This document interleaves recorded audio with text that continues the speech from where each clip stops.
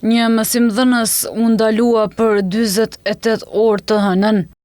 Krejt kjo, pas publikimit të kësaj video, ky arsimtar u pa duke përleshur me një nxënës.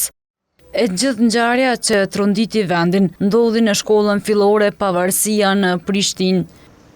Ekspertët e arsimit thonë se janë një numër faktorësh që çojnë deri tek rastet e tilla. Gjithmonë në prononcimet e mia kur është çështja për të drejtat e fëmijës ose për mbrojtjen e fëmijëve, them se fëmijët nuk lindin të këqij, fëmijët bëhen të këqij.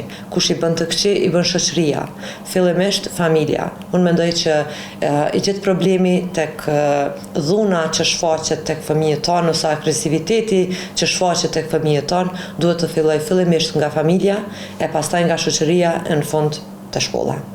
Nga Qendra për Arsim të Kosovës thonë se këto raste nuk janë më të izoluara.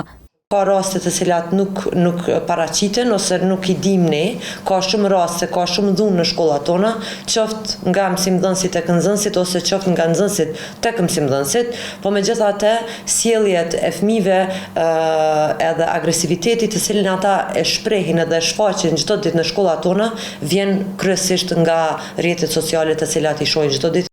Por cilat janë masat që duhet të ndërmerren në mënyrë që të mos përsëriten skenat e tilla? Një kërkesë për një përgjegjësi më të rritur, për një siguri më të rritur në shkollat tona, për një komunitet brendve më të përfshirë me shkolla, për nxënës që ndjekin rregulloren e shkollës, për mësimdhënës që kanë komunikim të duhur dhe nuk mbi reagojnë karshi ngacmimeve të nxënësve, dhe mbi të gjitha për drejtori komunale të arsimit që janë në përkrahje të mësimdhënësve dhe institucioneve arsimore. Ndryshe, gjatë ditës janë publikuar edhe këto pamje nga shkolla fillore Mihal Grameno në Fushë Kosovë, ku klasa mësimore u la në këtë gjendje.